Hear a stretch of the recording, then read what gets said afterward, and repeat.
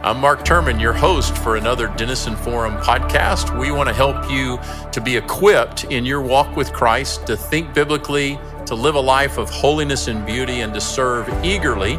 And today we are focused on the last part of that statement, which is helping you find every kind of good place where you might be able to serve God, and to not just simply be somebody who knows what the Bible teaches, but actually lives it and does it.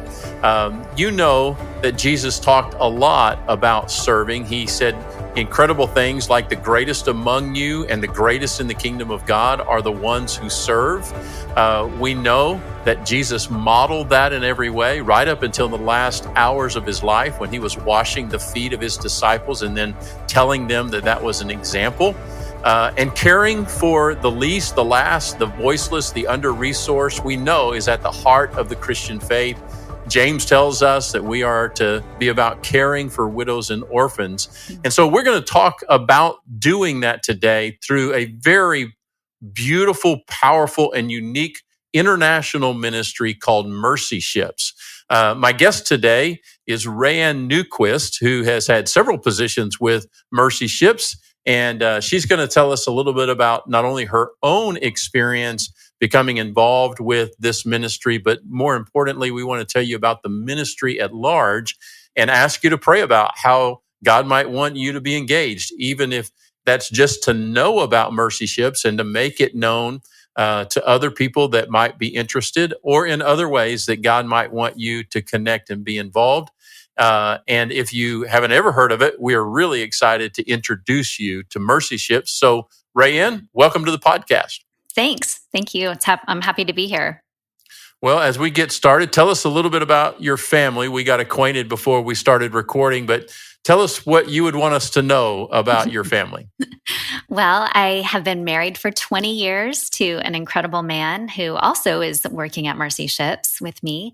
And we have 3 children, twin daughters who are currently freshmen in university, one in Alabama, one in Texas. So they've left their home of California and ventured out quite far from us, but they're doing well. And then we have a son at home who's a sophomore. So I've got about 2.5 more years of kids at home, and then we'll experience a whole new chapter of life. All right. And you were telling me native Californian, right? Or at least for a very long time. Yeah, all our children were born here in Southern California. And I actually was born in New Jersey, but I moved to California before my 2nd birthday. So by California standards, I'm a native. Okay. And my husband is definitely born and raised in California. So, all right. Well, California is very much obviously in the news because of the terrible fires. Yeah. What are you hearing in your part of Northern California? Do you have friends, relatives still in the LA area? What's your read on that terrible situation? Yeah, actually, Los Angeles, I would still say, is home to us. We've only been in Northern California for about 3.5 years. But it is really unbelievable what is going on down there. The destruction it's really unfathomable. And, we have several friends who have lost their churches and lost their schools.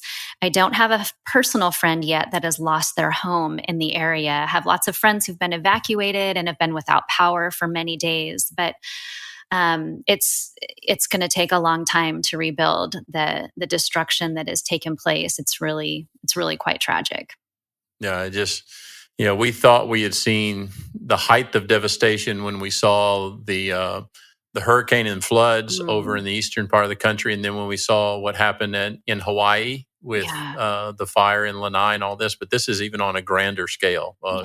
Just something hard to even conceive, and it's still going on. It's not yet under control or completely out of the picture yet. So it's just really hard to believe. We'll pray for that, and we try to connect people with ways that they can give and serve in those environments. We're very connected to Texas Baptist Men and other resources. We'll put those in the show notes. If you're looking for a good, credible place to donate, that type of thing, we'll put some of those in our show notes for this episode. But tell us, what in the world is Mercy Ships? Let's imagine that the person listening to us has never heard of this ministry. And full disclosure, I'll tell you a little bit of my connection to Mercy Ship if we have time for that. But what is Mercy Ships, Raeanne? Yeah. Well, we have the world's largest non-governmental hospital ships, and we specialize in surgery specifically. So we don't provide general medicine, but we are surgery ships, if you will. So we have 2 ships currently in our fleet, and we have been around for over 45 years, bringing hope and healing to the world's forgotten poor. So right now, we primarily serve in Africa, off the coast of Africa, mostly off the west coast, although we do have a ship currently in Madagascar and another ship that is in Sierra Leone, serving the people there. But we have kind of 2 branches to our mission. One of them is direct medical care, which is surgery. And we have about 6 areas of specialty that we serve. And then another branch of our organization is really education, training, and advocacy. So the countries that we go into, we love to train and equip to further educate medical professionals in the countries where we're serving and to bolster the healthcare system in any ways that we possibly can. I think the dream is to work ourselves out of a job. If we can train up enough medical professionals in these developing nations, then maybe one day there won't be need for us to come. So there's a lot that we get to do. It's pretty incredible. At this point, we've hit, I think, over 120,000 life-changing surgeries that have been performed for free for people in developing nations. And that number continues to rise. Yeah, that's incredible. So, so many people love cruising, right? In all different kinds of places. Tell us more about the ships, because I think people are like, what do you mean a hospital ship? We know the military has had hospital ships, but what do you mean somebody other than the military has something that's like a floating hospital? Yeah. Tell us a bit more about the founder story and what the ships are like. Yeah. So our founder, Don Stevens, he has a really interesting story because he grew up in rural Colorado. So no oceans in sight for him. But God gave him a vision, really, as a young teenage boy, to have hospital ships serving the poor. And he really just continued to pray and grow into that vision until he purchased his first ship. I believe it was in Greece, and had it converted into a hospital ship. At that time, early on in Mercy Ship's history, they weren't performing surgeries on board, but they would do medical services on land that the ships would take them to. And the ministry has just grown and grown until we purchased the Africa Mercy, was a Danish rail ferry that we converted into a hospital. But a couple years ago, pretty exciting, we took possession of the first ever purpose-built hospital ship for Mercy Ships. And that took many years to create and to build in China, but we took ownership of her. I want to say 2023 was her first field service. It all happened in the midst of COVID, so that was a little bit crazy.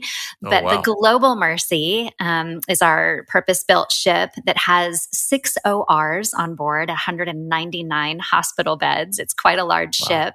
Yeah. And whereas, no, our vessels are not cruise ships by any means, we do have gyms on board and swimming pools, and there's cafes, because all the crew that come and serve, it becomes their home. And so they're really like floating cities. We have not just nurses and doctors that serve on board, but there's also teachers. My family served on board. I brought my 3 kids with my husband to serve on board, and our kids went to school with teachers from all over the world and students from all over the world. So they're like floating cities. We don't have go-kart racing and, bowling alleys and things of that nature. But there are actually quite a few very fun activities to be had on board as well. Okay. Wow. Okay. That's amazing. So people think about numbers, so I recently got to take a cruise. And this particular ship had 1,400 or so people on it as passengers. Not sure how many people were in the crew. We thought it was, significant enough until we pulled into a port and there were ships that came in beside us that had, 3, 5, maybe even 7,000 people on them. Oh my gosh. So Wow. not counting, tell me if you know, not counting the patient numbers, how many people are crew members, all the people that do the medical treatments, but then all the other people that support the ship, steer the ship, all that, about how many people are on each of the ships? Yeah, that's a good question. I don't know that I could throw out exact numbers, but I'll give you a rough idea. On the Africa Mercy, which is our smaller vessel where our family served, at any given time, I would say when the ship is in field service and if it's to capacity, there's about 700 people on board. And part of that population is national crew that live and work in the country where we're serving. So when we pull into port, we will employ really about 250 or so national people to come on board every day. They don't live on board with us. They'll return to their homes every night, but they come and serve as our cultural translators and our language translators, really bridge the gap for the culture of the country that we're in. But the Global Mercy, it's almost double the size of the Africa Mercy in many ways. And so the capacity is much larger. I would say that the crew, not the national crew, is closer to 800 if we're at full capacity. Yeah. Okay. Well, people really like to know stories. So is there kind of a story that kind of encapsulates for you, okay, this is really a great picture of what we do? Is there one patient story that really stands out for you okay, this really is kind of the epitome of what Mercy Ships is about? Is there one that stands out? Oh gosh, there are so many. There's honestly just so many incredible people that have their lives transformed by Mercy Ships, but they really in turn kind of transformed our lives when we got to meet them and get to know them. I will highlight one patient that I actually didn't meet, but a nurse that we served with met and told me her story, and we talked at length about this woman. But one of our areas of surgery that we do is one of our rotations, if you will, is women's health. And this is where we do fistula repair. Now, maybe some of your listeners aren't familiar with that term. I know I wasn't.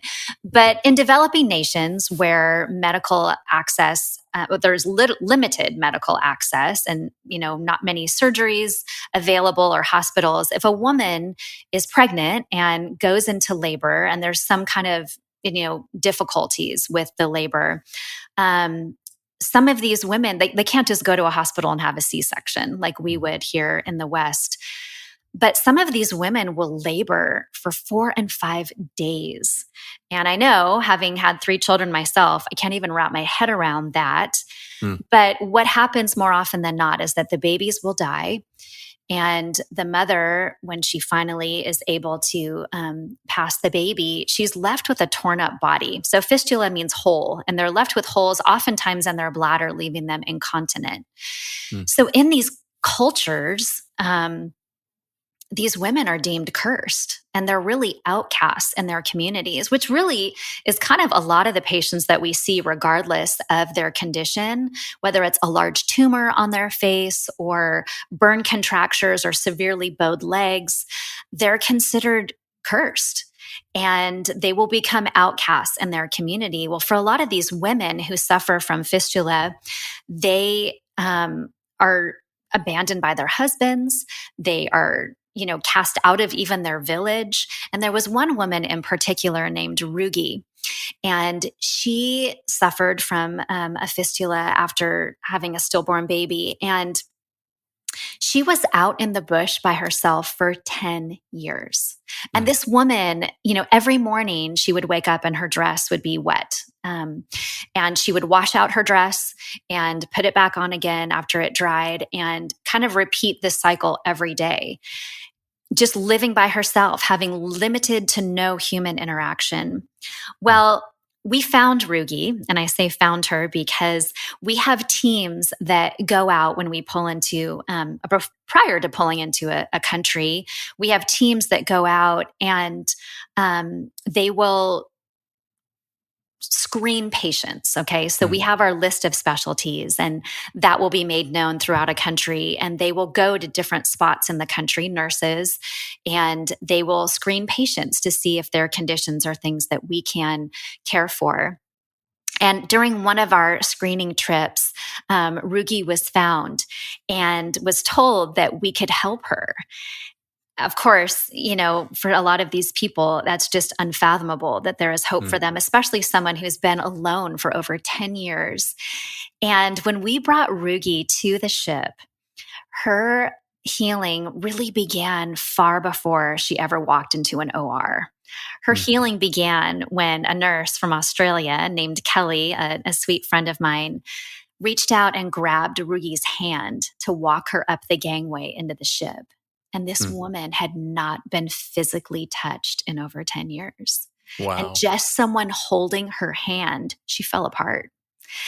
And I think that, if I could encapsulate the mission of Mercy Ships, I know we talk a lot about surgery, we talk a lot about, training, but really it's restoring humanity and dignity to people, looking them in the eyes and touching them and saying, you matter and you're enough and you are loved.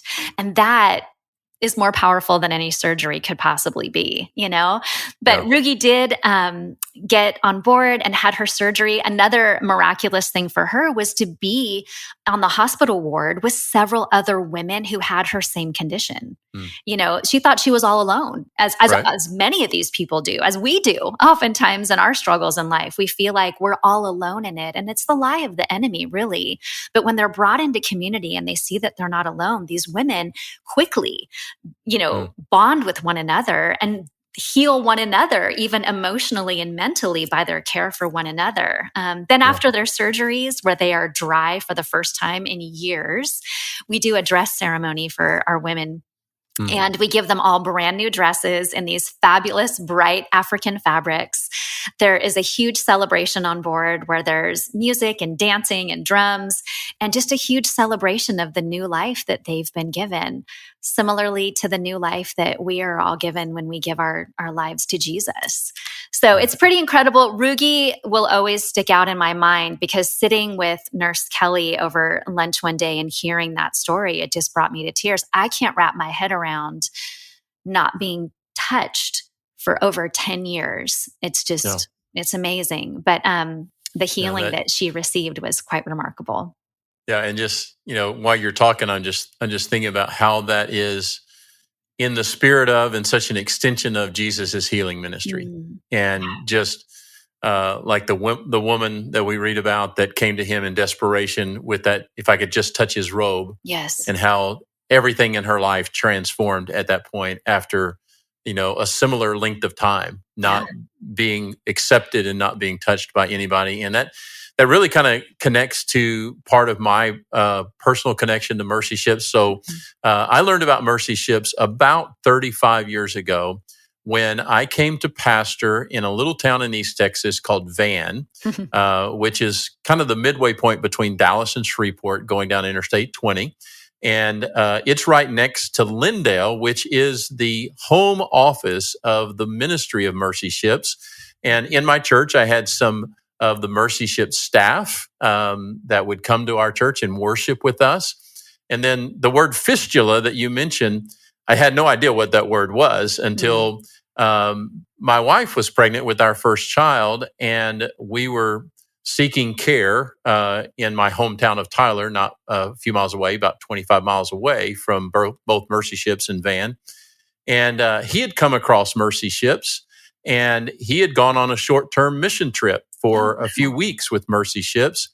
And he had encountered women just like Rugi. And what eventually happened was he was so moved by all of that he ended up, shortly after my second child was born, so I have two children, 30 and 34, a couple of years after my second child was born, our doctor closed up his really successful practice, OBGYN practice in Tyler, and became a long-term volunteer servant with Mercy Ships and was one of the first to help set up a fistula clinic for women in Sierra Leone, I believe. Oh my And goodness. Wow. but he told us, I remember the first story he told us from his short-term mission. He said, I met this woman who, kind of like Rugi, had a traumatic pregnancy, Yeah. and she had ended up with damage to her bladder, and her husband had regulated her to a small shack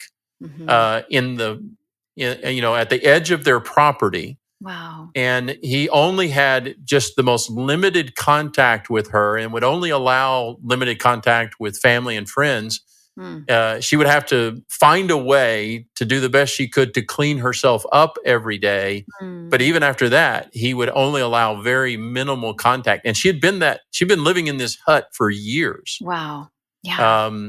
And it so gripped my doctor friend's heart that kind of like you, he took his wife and his kids and he went on board and stayed several years serving Wow. in that part of Africa. And it just is astounding to Mm. see that, number one, people suffer like this in our Sure. world. Yeah. And then how a ministry like Mercy Ships can be so impactful in these ways. And like I said, just touching that woman's arm and helping her up the gangplank. So, Yeah. Raeanne, tell us, how in the world did this come across the radar of you and your husband? How in the world did y'all get into Mercy Ships? Right. Well, living in Southern California, we had never heard of Mercy Ships, not because of Southern California, but we had a friend, though, who was a teacher. She was a kindergarten teacher down south. And she came to us one day and said, I am going to go volunteer on board a hospital ship, which also raised our eyebrows. Like, you're a kindergarten teacher, what? And she said, I want to know if you will support me, if you'll pray for me, and if you'll financially support me. A lot of our crew are volunteers and they raise support to go serve. And we thought, well, we've never heard of Mercy Ships, but we love you. And so we would love to support you. And as we began to support her, we began to learn about the mission of Mercy Ships. She would FaceTime us from the ship and kind of tell us what all was going on. And we got the newsletters and various things. So we found out about Mercy Ships. It sounded pretty incredible, but my husband was a first responder in Los Angeles, and we were pretty dialed in our community and our church, and there was nothing on our radar about leaving where we were at. Mm-hmm. However, about 3 years later or so, my husband was nearing the age of being eligible to retire with the California Highway Patrol. And he kind of was thinking, when I first met my husband, he's an ordained Presbyterian pastor. And I first met him in the church in Malibu many years ago. And God called him into ministering to the law enforcement community. And so he did that for decades. But when he was kind of nearing a time to retire, he said, I feel like I want to go back into full-time ministry, but maybe not the church specifically. And so as we started to research, Mercy Ships popped up because of our friend who's serving there. And he said, oh my goodness, they're looking for a chaplain for 2019 for a 2-year commitment. Do you think we could do this? And I thought, there is no way in the world that my very conservative, first responder husband, who's very safe and calculated, is going to take his wife and 3 children to live on a hospital ship in West Africa. So I kind of laughed and I said, oh yeah, look into it. There's no way. Now, truth is, it was like a dream of mine. I would love to live a crazy, off the grid kind of life. But I didn't marry that man. And so I thought, you know what? Go ahead, look into it. Well, I was completely wrong because God gripped his heart and absolutely changed him and got him to a place where he knew he wanted to leave everything behind and go. Wow. And we talked to our children. And at the time, our son was 10, our daughters were 13. And we said, we're not going to do this if the children are opposed to it. But the kids were all in. And they said, yeah, let's go. And so it definitely was not as quick as I'm making it sound, but we did sell our house in Southern California. We pretty much got rid of everything that we owned, gave away our cars, and decided that God said no plan B, Now that's just our story. Mercy Ships does not require people to sell their homes and everything. But for for our family, God just said, I want you to trust me completely with no fallback plan. Now, it was interesting because when God really impressed that on my husband and my heart very clearly, and we agreed, and no regrets whatsoever, God knew that it would be 10 months later that COVID would hit our world. We did not know that. Yeah. So it was a little bit, of an interesting situation. Our service on board was cut short because of that. But it was the most incredible experience of our lives. And I can honestly say to this day, it's been about 5 years that we've been off ship now, a little less than 5. There is not 3 days that goes by when we do not talk about our life on the ship as a family. It brought us together in such a beautiful way, changed our lives, changed my children's lives. I mentioned I have 2 daughters who are at university right now, and one of my daughters could get emotional here, at 13 years old, God called her to become a nurse. And she is in nursing school right now at Samford University. And all she wants to do is go back and serve aboard one of our vessels as a nurse. And it was the most incredible experience we've ever had. Yeah, it just, my brain is just exploding, Raeanne, listening to that, because I'm thinking, wait a minute, 2 13-year-olds and a 10-year-old. What are 10-year-old and 13-year-olds usually thinking about? Getting on board a medical ship, and doing life there, even for a week, it would be a stretch. But going for a longer period of time sounds exceptional. And I was going to ask, how is this affecting the long-term trajectory of your family? But you have a daughter now that's pursuing a career in nursing, and you and your husband are now in various positions with Mercy Ships. I'm assuming you didn't think you would be in the positions that you're in now when you said, "Okay, we're gonna do this." No, not at all. And in fact, to be honest, we had made a 2-year commitment to serve with Mercy Ships, but we knew it would be longer than that. We assumed at the time that it would be on board the vessels. We knew we would extend our commitment to continue to live on board. I never thought that our extended commitment would be remotely from the United States. But, God knows what is best, but it definitely has transformed our family. I think it transformed our worldview. It really transformed my relationship with Jesus, I will say, because I was raised in a Christian family in California, and I realized living in a community of people from all over the world. We usually have at least 50 to 60 nations represented on board at any one given time amongst our crew. Wow. Yeah. And to be in a Bible study with women from Switzerland and Brazil and the United Kingdom and the Netherlands, when we're discussing scripture, they're saying certain things in the study. And in my mind, I'm thinking, oh, I don't think that's right, And then a couple of days goes by, and I'm reading the scriptures and I'm praying, and I'm like, oh, maybe I'm not right, And realizing all of a sudden that, gosh, in a lot of ways, my faith is pretty Western, and dare I say, maybe American. And that's not the Jesus of the Bible. And I don't know, I had a big life transformation myself, I think, in my faith, having my worldview opened up, also working in a developing nation that's primarily Muslim, and working with our national crew who are Muslim, most of them. God, I just really learned a lot. I really, really learned a lot. We all were transformed with our global outlook, and our global perspective of situations, and also our faith. So we all were impacted quite radically in many different ways. Yeah, as it always is when you go in the direction that God wants you to go. I was reading the story of Abraham this morning, and just he decided in faith to courageously obey God, and everything changed because of that, right? And we're having this conversation today in part because of the decision that Abraham made to trust God. Right. But I can imagine, one of the things I learned, Raeanne, when I first encountered Mercy Ships, through one of the volunteers that had come to worship at my church in East Texas.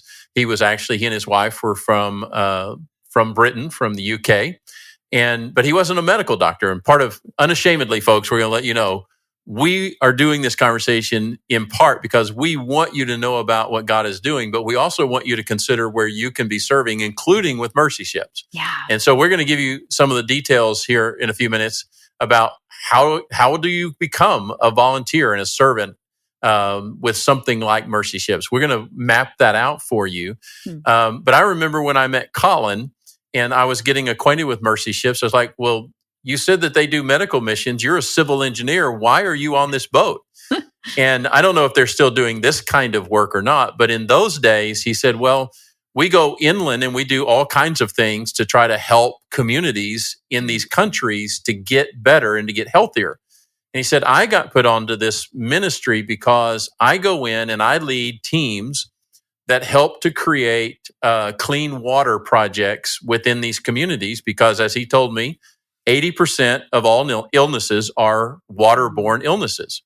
Wow. He said, so if you can give people clean water, and many people in the Christian community, many people that will hear this have supported efforts to drill clean water wells in all kinds of places around the world. One of the most essential things that you can do to help a community is to give them sources of clean water. And that's what Colin was helping through the ministry of Mercy Ships to do. Wow. So part of the reason I set that up is because of what you said, which is many people are maybe thinking about this. Well, I'm not a nurse. I'm not a doctor. I'm not a dentist. I'm not a surgeon. I'm not a lab technician. So why would I even listen to this conversation? Talk about a little bit more of the wider scope of ministry. And then also that there is a need for servants who support those who are doing not only the medical side, but also some of the other kinds of ministries. There's a huge area of support that has to go into all of this effort. So paint that picture for us as broadly as you like. Yeah. Well, we often like to say that we encourage people to consider either giving, going, or praying. And really, one thing that we need the most at Mercy Ships is prayer. Prayer for our leadership that are serving in East Texas and around the world, but for wisdom and discernment as our ministry grows, as we have 2 ships that need lots of people on board to make them run. And also just to pray for our crew on board, pray for our patients that they would see Jesus as the nurses and doctors look them in the eye and tell them that they're valuable and that they are loved, that their lives would be transformed beyond the operating theater. But then also, as you mentioned, our surgeries are all free to our patients, and we will operate on anyone regardless of their race or their religion. And that is all through donor dollars that we are able to operate these hospital ships with state-of-the-art technology. We have on our new ship, we have simulators so that we can bring in, as I mentioned, medical professionals in the local community and let them learn new skills on simulators that we have. So there's so many things that go into it, but really the people that pray for Mercy Ships and financially support the ministry, they're really the most powerful partners that we have.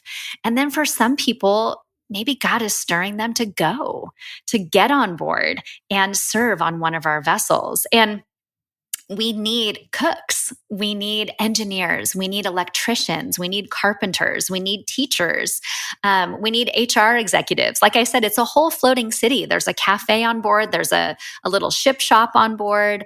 There's people that run the AV sound systems for, meetings and events. And, basically I say, if you can do it, we need it. So whatever your skills are, whatever your talents are, if God is calling you to come and be a photographer, be a writer to get the stories of our patients out, then there are opportunities for everyone. And really, all those can be found at mercyships.org. And if you just look at little volunteer button, it'll pull up a whole list of different opportunities where you can serve. As I mentioned, my husband was a chaplain on board and got to minister to the crew who was ministering to the patients. Mm. And we really try to give full care to our crew who were on board, and to realize that they're giving up a lot to come. A lot of them are apart from their families and friends. Maybe they've made big financial decisions in order to be able to afford to go. And so we also want to care for our crew and to honor their sacrifice by providing care for them, whether that be through chaplaincy or through a crew doctor on board that can help with medical needs just for our crew. There are, just many ways that people can come and serve. Right. So, a lot of people in the churches that I serve. So I pastored churches for 35 years. And when we came to serve, especially when we wanted to serve outside of the church, in the community, or in places farther away, a lot of people wanted to know, especially if they had children at home, as you and your husband did, okay, where and how can we serve as a family? Yeah. So what did so you're on board and your husband's serving as the chaplain, and I think people can wrap their mind around that. Okay, I get that. So what did you and the kids do while you were on board? Yeah. Well, one thing I will say that was really special is when we lived in Southern California, my husband worked in downtown Los Angeles. So he had about an hour commute from where we lived, and he would be with us for dinner, I would say 90% of the time. But of course, he never had breakfast or lunch with us. But on board the ship was the first time that our kids, who are in school on the vessel, they have an hour break for lunch to go home to their families. And so we had lunch with our kids every day. And my husband thought it was the coolest thing ever. He's like, I've never got to have lunch with my kids every day. This is amazing, But we do have fully accredited academies aboard our ships. So children who come aboard, they are taught from kindergarten through 12th grade. We've had kids graduate from high school on board our vessels, which is pretty awesome. And the teachers are from all over the world. And it is a first-class education that is biblically based. And the field trips, as you can imagine, in a developing nation on a hospital ship are pretty wild. And the retreats that the junior high kids take, it's pretty talk about amazing. Study abroad, a very unique study abroad kind of experience that you don't have to wait for college to get, right? Absolutely. So I know the kindergarten class, they have these stuffed animals that the teacher will put things like inside of, and then they get to go down to the x-ray machines and they get to put their little stuffed animals through, the MRI machine and see oh, there's a little heart inside because maybe the teacher put something in there, but they get to experience all these crazy things, not to mention the fact that the kids also get to interact with the patients on board, which was super special for my children. When really, my daughter, who's in nursing school right now, she would say to me all the time, Mom, can I please go hang out with the patients? Can we please go down in the hospital for visiting hours? And yeah, the education my children got, when would they ever get to hang out in a hospital with patients in the United States? That doesn't happen, Yeah. So it was pretty incredible. So the kids were in school all day from 8 o'clock to 3, just like normal. And when you come aboard as a family, one parent, which in our case was my husband, works full-time, and then the other parent is the primary caregiver of the children. But when the children are in school, then we are required to work as well. So I served in the communications department, helping our writers and our photographers and our videographers tell the stories of our patients. And that was a blast. But the minute the kids were out of school, then I was kind of off duty, if you will, and got to be mom, got to hear about their day. But also I got to lead Bible studies on board and do a lot of special things. I actually got to volunteer off the ship a couple of times, serving with our I-team, getting to help with their screening, just handing out, place cards for patients who were waiting to be seen and help with some minimal things. But there's so many opportunities. And the children gosh, for the kids after school, there would be some crew on board who maybe they were passionate runners. And so they said, we want to develop a running club for the kids. So after school, some kids could join the run club. There was soccer teams that they could play. Soccer's huge in Africa. So a lot of people on board want to play soccer. There's just endless activities for everybody. Yeah. So are you feeling overwhelmed by everything going on in our world today? Yeah, us too. Hi, I'm Connor Jones. And I'm Micah Tomasella, and we're two young millennial dads and longtime friends navigating the never-ending stream of news, politics, sports, entertainment, pop culture, and technology. Each week, we dive into the stories that matter, from the latest TV shows, movies, and celebrity buzz to trending topics in politics, sports, and tech. If it's making waves, we're probably talking about it. So join us every Thursday on Culture Brief, the newest Denison Forum podcast, where we break down the week's biggest stories from a Christian perspective. Expect laughs, insights, and a bit of everything in between. Whether we're informed or still figuring things out, we're here to bring you entertainment, encouragement, and to apply biblical discernment to the culture around us. So tune in and catch up with us weekly. It's time to make sense of it all together. Don't forget to hit follow so you never miss a new episode. Like you said earlier, we all kind of have the sense, right, that these ships are floating cities. And so everything that happens in a city on land happens in some way on the ship for the most part. Yep. And so that's how you operate. So map out some of the categories of how people can serve as they're thinking about this. Is there a way to kind of put your toe in and have a short-term experience with mercy ships that might then lead to something larger? What are the larger term commitments? Kind of give us some of those categories of how that works. Sure. So I know for our teachers who come on board, they usually make a 2-year commitment. And that is, really important because it is a different environment to be teaching in. There are similarities, but it's also a pretty unique environment. So we ask our teachers to make a 2-year commitment, but we'll have some of our surgeons who will come just for 2 weeks, a 2-week rotation where they will do as many surgeries as they can in their area of expertise. Similarly, our nurses might come for a rotation that might be as short as 4 weeks and maybe as long as 4 months, depending on, what they want to do. Really, our shorter commitments can fall in the medical realm, but also if you want to come and serve as a receptionist on board or serve in the ship shop, some of those commitments are about a 3-month commitment.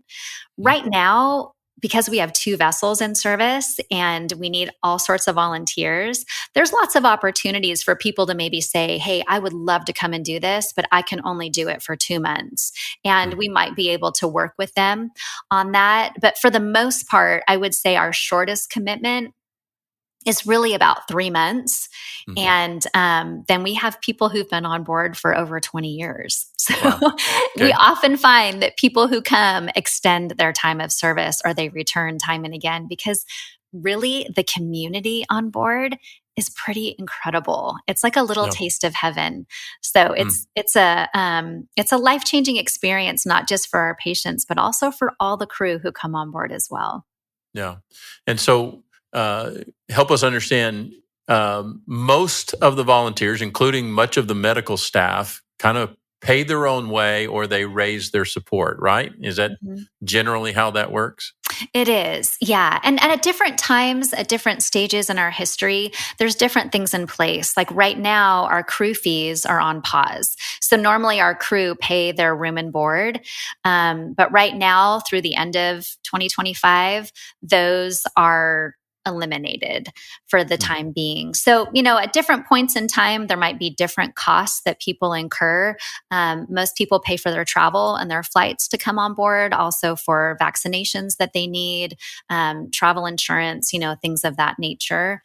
So people do often have support that they raise, and not just financial support, but also having a community around them back at home to pray for them and encourage them and just care for them in any way that they need.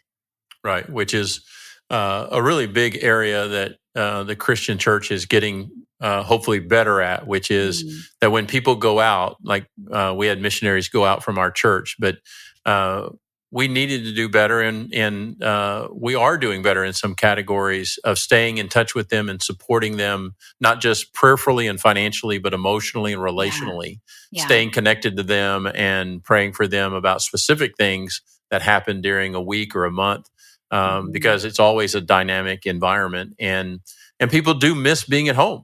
For sure. They oftentimes have incredible experiences, but it is an adjustment. I mean, to jump into these environments, especially coming from the West, going into some of these underdeveloped countries where there are, sometimes it's the first time you see experiences of extreme poverty. Yeah. And as people can go to the website mercyships.org and see, some of these people of all ages, from young to old, have really some pretty extreme medical needs. Yeah. And that's what Mercy Ships is trying to address. And maybe that's a question I want to get to before we wrap up, which is, how does Mercy Ships decide where they will go and who they will help? Tell us a little bit more about that. Yeah. Well, a lot goes into it. So we don't just show up in a country. We only go to countries where we are invited. And so we actually have people who are working years in advance before one of our vessels pulls into port, building relationships with the government, with the Ministry of Health, with the port authorities. There's a lot that goes into it before we arrive. But like I said, we only go where we're invited. So we might go to some leaders in a nation and offer our services. And if they agree, then a relationship begins. All the logistics are, kind of worked out. And that actually takes a couple years. So it's not just like, hey, we've got this date available. What do you guys think? Yeah, come on over. I mean, we start by building relationship and finding if a country can also support us. We pull into port in a country for about 10 months. Okay. That means that a country has to give us port space. Yeah. And for a country to give up port space, or dock space rather, that means that they're missing out on the commerce. They're missing out on ships that come in to sell and trade goods. And so that's a sacrifice for them as well. We also, require clean water, as you mentioned, it's essential. And so there's different things that we need as a vessel as well, but we only go where we're invited. And then we make an agreement with the government and Ministry of Health of what services we will provide while we're there. And in turn, what they are able to do to support the mission that we're doing.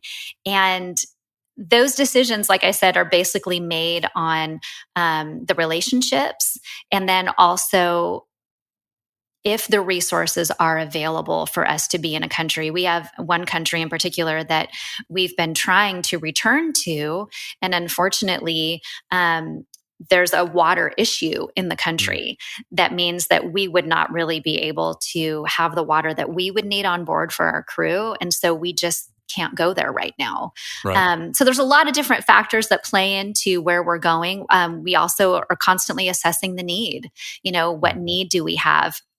In the countries where we're currently serving, we've decided that we're going to extend and we're going to stay. Actually, we just returned to Madagascar because we had extended to stay longer. We had built great relationships. There was kind of great groundwork that had been done. And we thought, you know what, it's probably going to be most effective if we extend our time and stay here longer to continue. So there's several factors that go into the decision-making process. People are praying years in advance, where are we going to be in 2028? And they're already working on things now and just asking for God's wisdom and discernment. Yeah, so the more you think about this and listen, you get a sense of just how complex it is. Yeah. This is ministry at a very significant scale. Yeah. Because medical work, especially medical work, in the kinds of extreme cases that y'all deal with, that's pretty complex in and of itself. But then trying to do it from a ship, trying to do it across culture and language barriers. Trying to do it across governments that are often changing and very fluid in their dynamics, and you could work on something for several years, and then something could change, and you wouldn't be able to carry out those plans. And so there's all kinds of things. Raeanne, before we finish up, it's just so many ways to talk about this, but I would imagine some of our listeners are wondering, what's the spiritual hope that the people behind Mercy Ships and the people that are doing the ministry, what's the spiritual plan when you move into these areas in some of these countries? How do y'all think about and address spiritual needs when they come across these opportunities? Yeah, that's a great question. Because we are serving in a lot of Muslim nations, we're not going out and, preaching in the streets and, things of that nature. We really feel that for the ministry of Mercy Ships, we're called to be the hands and feet of Jesus. And the vehicle through which we're doing that is surgery. And we find that so many times when our patients come on board, as I mentioned, a lot of them have been outcasts in their communities. The love that they receive from the nurses and doctors, it causes them to ask questions. Who are you? Why are you here? Why would you come from Brazil? Why would you come from the Netherlands or, China? Why are you here to help me? And then there's opportunity to say, because Jesus changed my life, I want to come and do what he did. And that is to transform lives through love and through hope that comes in knowing Jesus. And they have opportunity to share because they're asked. So there is a very, our nurses and doctors pray for our patients all the time. We're always asking, can we pray for you? They pray before they have surgery. But even if a patient says, no, I don't want that, which is very rare. But, we obviously have the opportunity to continue to pray for them in our hearts regardless. But still, our teams, of doctors, they meet regularly every day before surgery to pray. Our nurses get together and they pray. And as well as, everything. I know in our just ship wide, there might be a situation in the OR where something is going wrong. This happened to us several times. And all of a sudden, the captain of the ship will get on the PA system ship wide and say, I need everyone to stop right now and pray. We have a young woman in the OR right now who is not responding, and we need everyone to stop and pray. And the whole ship will just stop and everyone will pray. We have just the spiritual community on board is very strong. We have regular times of worship on board and times of Bible study. There's all sorts of small groups that take place. Like I said, we have a pretty robust chaplaincy department on board that care for our crew and lead the times of worship and services on board. There's lots of opportunity. The spiritual climate's pretty high. I think a lot of people realize very quickly that even if you're coming as a professional with lots of experience, there's only so much that we can do. Yeah. And you come to the end of yourself rather quickly. And even our phenomenal surgeons will say, sometimes if the situation gets so complicated, we just need to call for prayer, because this is out of our hands. So it's a beautiful, beautiful place to grow in your faith. Yeah. That's so good. Well, I thought I would say, okay, well, that's Mercy Ships, but actually it would take us several more hours before we could even really claim to have any way of describing what this ministry is all about. But Raeanne, tell us again the website where people can find out more, where they can investigate opportunities. And unashamedly, we want to tell our audience, hey, we often say this is about praying, it's about giving, it's about going. I want to flip that around and ask our audience to pray about that the other way, which is start with going. Maybe God would want me to go, or somebody I know that might be looking for this kind of opportunity, and giving and obviously praying.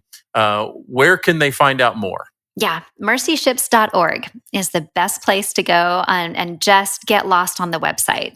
I also would say, unofficially, that if you go on YouTube and you look up Mercy Ships, there are so many videos that we've created that are beautiful of the stories of our patients before and after. But then there's also a lot of videos that our crew have created of kind of a day in their life, the adventures that they have on their days off, exploring in the country that we're serving in, having a great time doing adventures, but also to get a look at what the cabins are like, what the cafe is like, what the OR is like. There's plenty of videos on YouTube as well to get lost in. Yeah, that's the great use of technology, both YouTube and just directly on the website. So if somebody does that and they say, okay, I want to take another step, I assume that there's a place that you click and you start a conversation with the Mercy Ship staff. Is there kind of an I want to know more place to click on? Yep, it says volunteer. There's a button very clearly that says volunteer. You just click on that and it'll take you to a place where you can fill out some things to get some more information about how you can serve and get on board with us. Yeah, awesome. We hope that our audience will do that. And like I said, not only for themselves, but for others that may be looking for these kinds of opportunities. It's just one of the greatest things that God is doing around the world to really be the hands and feet of Jesus and to serve those who need to be served, who are under-resourced and don't have proper medical care. This is a really way, of doing what Jesus did, of caring for people when they're hurting, and then having spiritual opportunities to take that ministry even further beyond the physical realm. So, Raeanne, thank you for your time. I want to thank you for all that you're doing for the kingdom of God. Just a delight to get to talk with you today and to come back from where I started so many years ago, reconnecting with this ministry, and just really excited about that. Folks, we want to thank you for joining the conversation. Again, we want to help you to be equipped as a follower of Christ to not only think biblically and to live holy, but to serve eagerly so that the world can flourish until Jesus comes again. And how can we help it flourish for everybody, everywhere? That's what Mercy Ships and that's what Denison Forum's all about. Thanks for listening to the conversation. Please rate, review us, and share this with others as God leads you to. And we'll see you next time on the Denison Forum podcast. God bless you.